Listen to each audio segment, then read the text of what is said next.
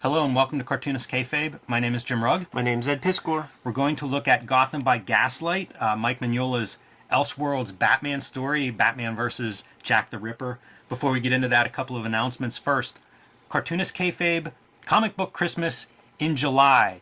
We want everybody watching, all the makers, all the collectors, with your doubles, with your comps, go out to your local lending libraries, these little libraries that every neighborhood seems to have, and put a couple of comic books in those lending libraries. Let's try to make some new comic book readers. We are aiming for the last Saturday in July to do that.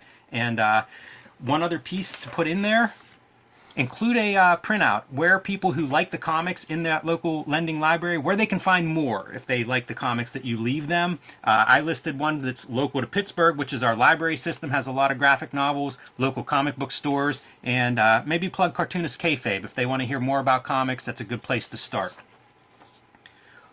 Also, want to invite you to like, follow, and subscribe to the Cartoonist Kayfabe YouTube channel if you haven't done so already. Hit that bell icon to be notified when we post new videos. It'll help offset the Kayfabe effect. You'll be the first ones to see these videos, and if you need Gotham by Gaslight, you'll be the first ones looking for it in the aftermarket.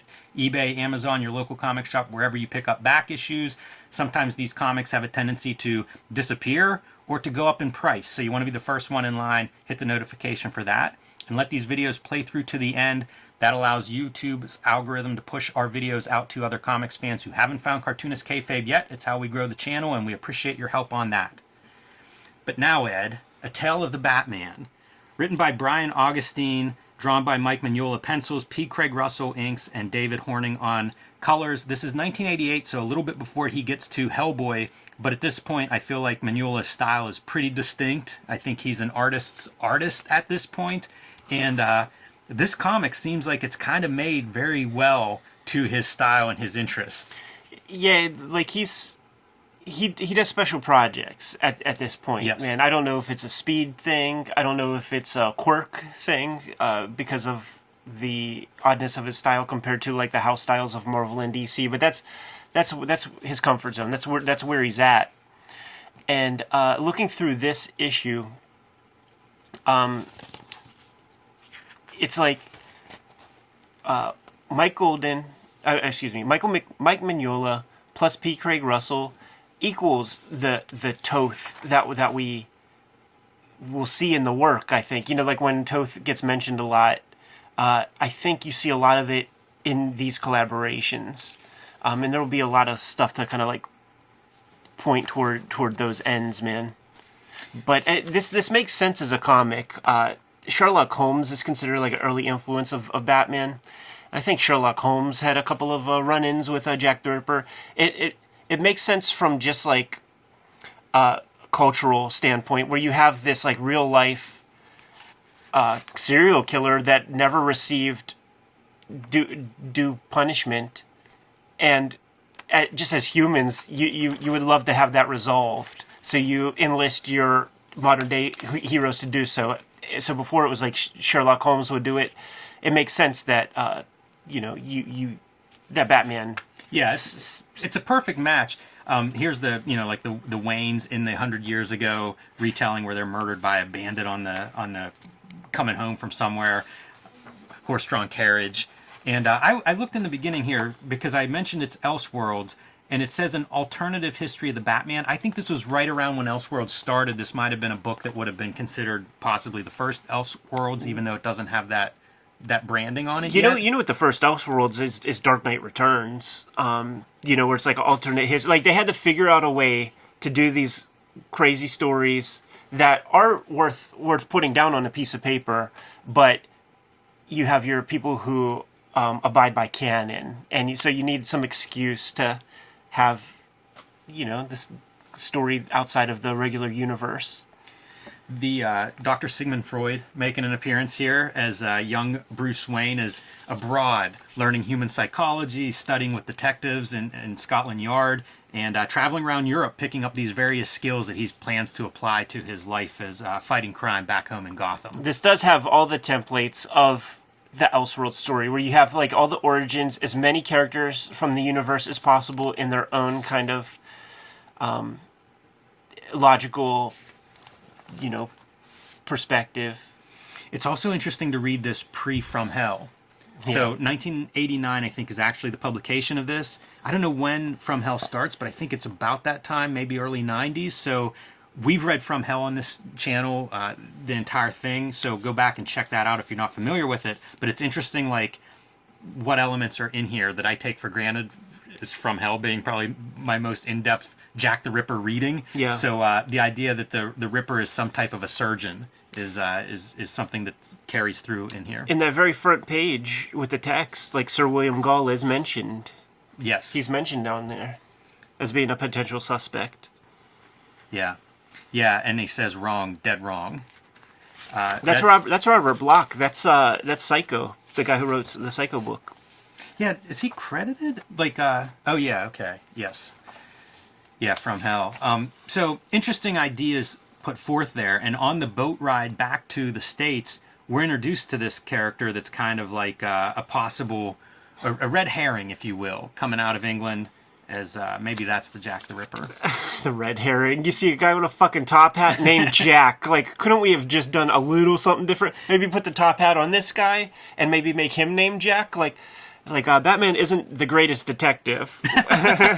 Not yet. When Uncle Jack with the top hat. That's hilarious. Yeah. The scuttlebutt. I mean, we knew who Jack the Ripper was on page 3.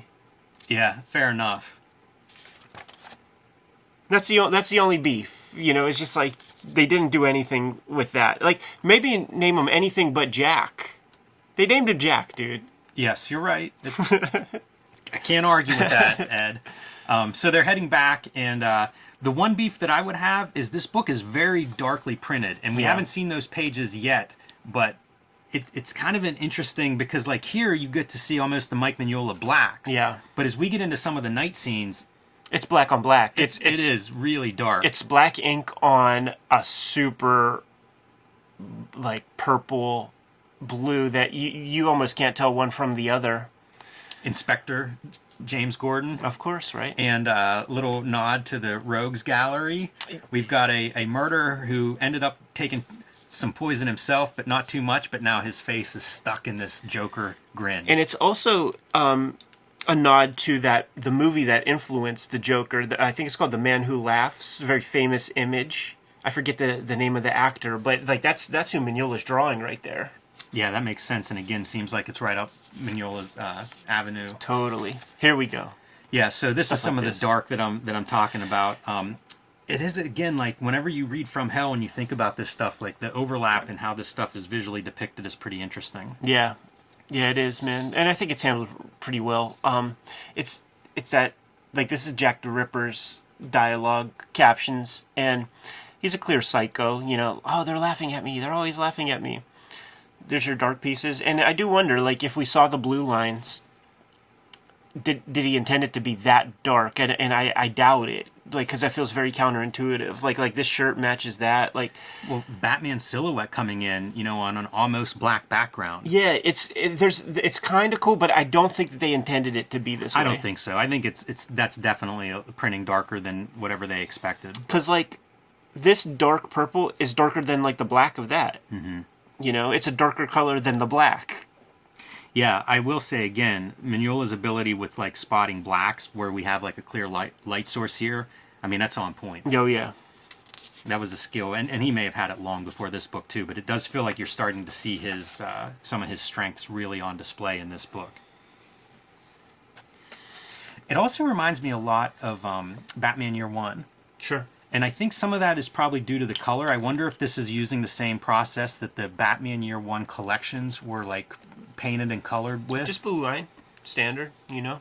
Well, maybe the response to that, you know, is Right. part of the reason that you end up like, let's try some more of that, because you know, like some of the grays on these characters really feels like something that I would see in the Batman Year One recolor. I would say that this is probably one of the first, like, kind of like sensitive treatments to Mignola's work when it comes to color, by being choosy with the reds, and you know what I mean, like this would be It's a good call, especially on this spread. a good springboard for guys like Dave Stewart and Mark Chiarella to sort of expand upon in the coming years. Makes you wonder if Mignola's delivering any notes on Sure. color ideas for this. Yeah. Because it's something that we know he does in Hellboy later, so It's possible he's making some of those notes here. It's possible his art also, in the hands of a good colorist, this is what you come up with. Right.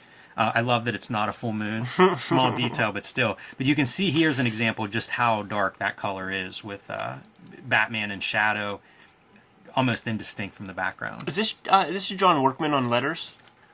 Yeah, John Workman. Yeah. Like he's looks good on this, man. Like his hallmarks are like having the balloons touch and not having the panel borders above it, using straight templates rather than just like the French curves for the dialogue bubbles, and his point size is a little bit bigger, more readable than a lot of letters out there. Yeah, that's something I noticed with like older comics. There was an era where it was really small lettering, and I appreciate the slightly bigger lettering. Love this page with the design of having these newspaper, scraps of newspaper sticking out. Good spread. Yeah, really nice. Wordless spread too. Again, it just reminds me of Batman Year One in so many ways. Sure. Like the socialites gathering and having these interactions. Yeah, it's hitting all the marks, right? He's still a playboy, so it's the Victorian version of how a playboy would operate. I really like this panel too, and how they handle like the fog combined with Mignola's art. Where these feet and the bottoms of the dresses kind of fade out. I think that's a good color treatment that complements that, showing almost like a fog coming up. Yeah, you see the brush strokes, and it really sets the tone apart from The Gathering, and it's also bookended, like it's clearly a spread. Yes. Yeah, I think they know that with these spreads because it feels like every spread is considered. Yeah. Great compositions. Like, this is so Tothian. It really is. That's a great page to go from the dark, and that's your panel, and that's your panel. Yeah, very strong. Even dragging into... I'm a sucker for this move, where it's like we see the outside of, the cave, the tunnel, the underpass, and then you see it from inside of there. Yeah. It's a real 1-2, pretty easy to follow. And the story is Batman's being... they're assuming Batman is the Jack the Ripper. Yeah. And then they tie together the idea that, hey, Bruce Wayne was in Europe whenever those murders were taking place. He was in London. And that's as much as the commissioner needs. Batman with the big collar design also. Yeah, and it's like a leather helmet. Yeah, it almost makes more sense to me as a Batman costume than like the super streamlined spandex version. There's your commissioner super excited with himself. Didn't you hear me, Gordon? We have our man. And we're off to Wayne Manor. Great contrast for Wayne Manor and daylight. And Bruce Wayne, super confident, go search, do whatever you want. I'm going to continue my breakfast. And they come up with the knife. Yeah, can you go back one page real quick? The best way to support Cartoonist Kayfabe is to buy the comics that Ed Piskor and I make.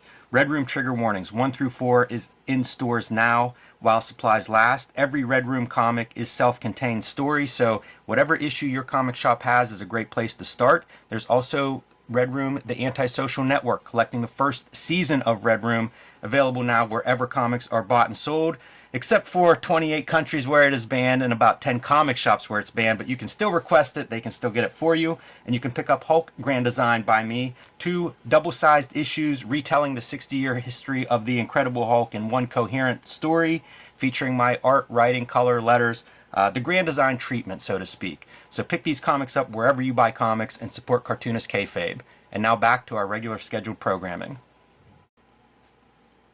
Heading to San Diego Comic-Con? Get ready to see Scott Snyder himself by brushing up on your favorite Snyder comics with Comixology Unlimited.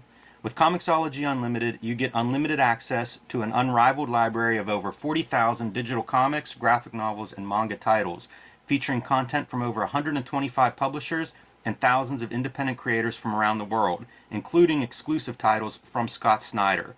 And if that's not enough, you can also save up to 15% when buying select, new and current comics. Try Comixology Unlimited today with a free 30-day trial. For details, visit Comixology.com/unlimited. He talks about how well he hid the bat stuff, and then you just see this panel, and you just know it's all back there. Yes. Like, this dude's leaning against this thing, and you just know you just got to move that thing and then fucking slide down the bat pole or whatever. It's a real good piece. It is good. It's nice how much it ties into your classic Batman kind of literature. And even like this room feels consistent to me with, again, I'm going to say Batman Year One, but Absolutely. it feels like the stuff that I think of Wayne Manor, like, it's represented here. That's one of those examples of selling a lot with a little bit. Yes. You know, like, it's that thing that I talk about, like, when I'm doing something super complicated, and I'm like, I know Jaime would figure a better way. I know Alex Toth would figure out a better way. Like, this is an example of that, because I know how I would have drawn that. And you'd see all the crown molding and Right. all sorts of nonsense to, like, sell it as, like, a super bougie, expensive, handcrafted mansion setting. And it's all black. It's all implied. And the color does a lot, too. Hey, look at this. I don't know if it shows up on screen well, but it's almost like faded, you know, like where your black ruler's running low. It Yeah. almost looks like an old black photocopy. Yeah. And what happens is Uncle Jack fucking... Because we already know that it's Uncle Jack from page 3. So Uncle Jack slides the gimmicks into... And Bruce didn't know... You know, Bruce hit all of his own shit, but he wasn't expecting for Uncle Jack to drop the blade, you know, like in the stairwell or whatever. Our DA, Harvey, Yes. and he thought he and Harvey were friends, but he's really going after him as a bloodlusting maniac. This is your trial notes, is what we're getting through here. Again, good design. Like, I feel like it flows nicely in the trial piece. 2 pages, in and out pretty quickly, and distinct from the rest of the page layouts. It's great. You know, like, this is like scene dressing or something if you were doing this as a movie, making these individual scenes unique visually. They do a good job with it all. And this comic moves. It really does, man. So on the very next page, Gordon's already showing up and is like, oh, of course, I know you. You're just wisest guy I know. Like, of course you didn't do this, but can you help us? Yeah, so it gives him some evidence to pour over while he's in his cell. When you think about the From Hell shit, like, you almost want, like, is there a pentacle Yes. in there or something? Yeah. It'd be amazing if that was in this book. Yeah, well, it is in Batman vs. Spawn. Go see that video. Gotham built on a pentagram. Yeah, that was written about. I don't think that was an Alan Moore invention. I think there were Jack Ripper lorists who had covered some of those ideas. Yeah. And I assume Augustine must have been looking into some Jack the Ripper text for this piece. When I think of Brian Augustine, I always think that's an anagram for Brian K. Vaughan. And we see our guys, like, waiting to strike again. Soon. Needs to... They all laugh at me. Bruce Wayne, by the way, is scheduled to be killed, executed. Oh, they so- didn't mess around back in the days, man. Yeah, you talk about covering a lot of ground. It's like he's going to be in prison for like a week and then they're going to hang him. Love the putting together, hunting the serial killer wall. Yeah. Yeah, he's really given some space. Why? Who? Why? Frustrated.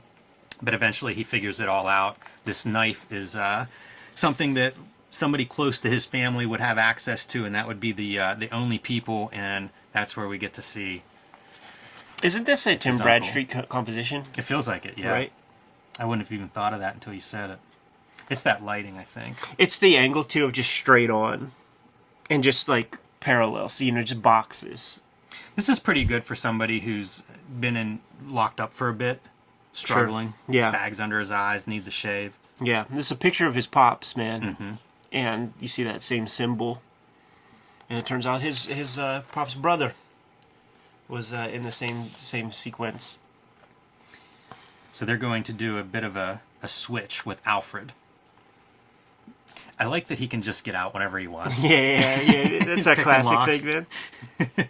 And also, like, talk about security. Like, could you just walk down the alley and have exposed, like, prison bars and stuff? Like, did that exist? Yeah, I don't know. I'd have to check Gotham historians. Because people are just coming willy-nilly to come kick it. Yeah, you're right. You'd think if it was a dastardly enough villain, you'd think some of those women of the night would be in there with, like, slingshots, sending some messages through the windows at him. Yeah, go see the pro. And our guy can't really wait. Bruce Wayne's supposed to be executed the next morning at dawn, and he's like, by the time they find this body, he'll already be dead. So he's going to. He waited as long as he could, and this is it.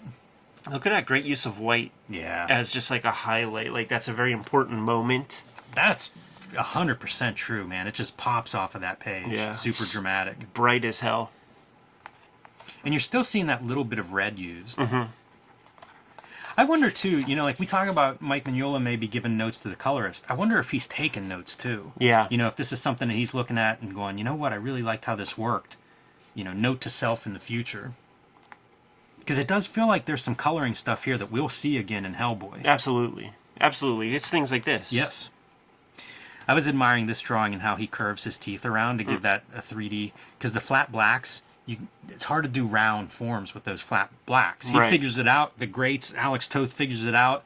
I struggle with it. So like seeing the teeth wrapped around was one of those giveaways in that instance. Look at this guy. He's a maniac. Yeah. I feel like guys like Jason Pearson and others would take this motif of like black silhouette, like big expressive eyes, big expressive mouth. I would love to see this page. I would love to see this story as an artist edition. Me too. But this page in particular, it would read so differently without that color because like now you've just got Batman silhouette. Could be a day against shot. The white. Yeah, exactly. Against the white background. Yeah, you need the color. Batman looks super cool. Money shot, a little bit of Crimson Mask on top of the Batman mask. And now they're off to the races. The other thing I keep saying is Batman Year One, but also Dark Knight Returns. Batman on a horse. In a very dramatic moment. Playing the hits, man. Yeah, it's a car chase. Yeah, it is. Victorian era car chase. And sure enough, Ed, you're right. Our man Jacob Packer from the beginning is exposed. Right at the base of the Wayne tombstone, gives his little story, and again, use your color palette to indicate that we're somewhere else in this flashback sequence.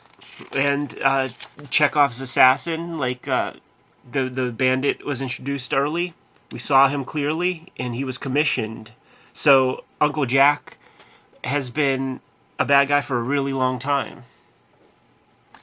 Yeah, and basically comes down to unrequited love. He had a crush on Martha Wayne that was not returned. What's funny is like that would be a crime of passion, and would, you can't justify it as a human thing to do, but that makes sense. But then when he gets into this, like, they're all laughing at me, that's different motivations. That's divorced. Yeah, I'm not sure if Sigmund Freud would agree with the psychology behind this book or not. I don't know if it holds up. It's interesting that Bruce Wayne exposes himself, right? But he doesn't sell him down the river. He doesn't give up Batman's identity. Uncle Jack, yeah. Like when the lynch mob comes, he preserves his nephew. It's like the one honorable thing or something. Yeah. That one move, like, where you can't have pure black and white, good guys, bad guys. It's like the one thing that makes him less of a scumbag or something. I really like the coloring in that it's kind of like flat color, but it's not totally flat. You look close and you see little brush strokes, variations, just little bits of texture on top of what is almost flat color. Yeah, and certainly played up more on like a marble tombstone or something. But like, yeah, I love seeing like flat like this. Like it's trying to be flat color, but you do see some humanity. And that's like what we do like with Photoshop or whatever. When you put a little paper texture over top of it or something, just add some noise. Yeah. Add some humanity, add a human hand to the stuff rather than just the mechanical way things were done. One last lunge at the Batman by our Jack the Ripper, cut down by Jim Gordon, and poetic as he's cut down right in front of the Wayne tombstone, the family that he slayed all those years ago. One of the differences with the red is that it's the same hue as like the rest of the palette. Like Stewart, I feel like, will let that red pop a little bit more. Yeah, it's definitely muted red. Probably the brightest on this gunshot. Yeah. And I think, again, you can see just how dark this is. That darkness is probably more accurate to a 1800s Gotham where you're getting light sources at night. Yeah. But I wouldn't mind seeing the art a little bit brighter. Yeah. Like, you could communicate the same dark sky with a brighter blue, if that makes sense. Go look at Hellboy comics. Yeah, this is where it's like we talk about not doing blue skies. I say also don't do black skies at night. You know, figure out those navies, purples, you know, some way to show this off. And I point at this full moon with a couple of bats in front of it. There are bats all through this. This is not a black background if you're looking at this at home and thinking that that's what you see. It's kind of cool if that were a black background, I think, with just a circle moon. Very iconic. But it isn't. You can see, you know, if you're looking at it close, you can see all of the bats on either side of it. It's just a super, super, super dark sky. Same with this background, you know. They should have got wet proofs. Yeah. Wet proofs would have solved that. Interesting book, though. And again, I swear this is how, like, the Elseworlds books start, I think. I think the idea of doing an otherworldly tale of Batman made sense to a lot of people, and I think there's probably some other Elseworlds I wouldn't mind looking at. Batman Houdini comes to mind. I have my Colonial Supermans pulled by John Byrne. Ted McKeever did a Batman, a Superman, and a Wonder Woman Elseworld, like a trilogy. So there's definitely some cool work that came out of that imprint, and I do believe this launched it. So a good book, one I've been wanting to look at for a while. Yeah, super fun. It was also one of those books that would be highlighted like in the interviews with the Image guys that we loved as kids. Gotham by Gaslight, like that would be the crown jewel of Mignola's output at up to that moment, you know, as per those guys, man. So like getting hands on that stuff. You know, this cover's a little bit dark too, but much lighter than that last page, and it's just enough to really make him feel like he's a shadow. But look at how much the black pops compared to just a little bit of lighting. Add a little bit more color and light behind it, and you can make that black pop in the foreground. It's a good Batman. Absolutely, man. Cartoonist Kayfabe Comic Book Christmas in July is the last Saturday of July. We are stuffing those free lending libraries in town full of comics, our comps, our doubles, and maybe one or two other comics that we just go out and buy and stuff in there to try to make people aware and hip to the fact that there are good comics out there in the universe and you should read them. More videos and stuff on that as the days go by. You can like, follow, subscribe to the YouTube channel, hit the bell so that we can notify you when new vids are available. What else do we have out there, Jimmy? Hulk Grand Design Monster and Madness are both issues, 40 pages, retelling the history, the 60-year history of the Incredible Hulk, written, drawn, colored, lettered by me in the Grand Design tradition. Those are available now in comic shops everywhere while supplies last. Pick that up. And join me on patreon.com/JimRugg, where you can see more of my comics art, see how I make the comics I make, and download some of my out-of-print comics and zines. Red Room Trigger Warning, trade paperback coming in September. Murder on the Dark Web for Fun and Profit is the name of the game in Red Room Comics. Good companion piece to Red Room, the Antisocial Network trade paperback that you guys have been supporting in such a big way over this past year. Every issue, though, is self-contained, so if you see one of the floppies, scoop it up, give it a chance. If you dig it, grab another. Comic is banned in more than 28 countries, banned in more than 10 comic shops. Hit my link tree in the description below this video. You'll be able to order and pre-order current and future Red Room comics that way. And if you go to my Patreon, you'll be able to read the comics right now today. $3 for the archive. What else do we have, Jim? Subscribe to the Cartoonist Kayfabe e-newsletter at the links below this video. You can also find Cartoonist Kayfabe t-shirts and merchandise at the links below this video. It's another great way to support the Cartoonist Kayfabe channel. Given those marching orders, we'll be on our way. Read more comics.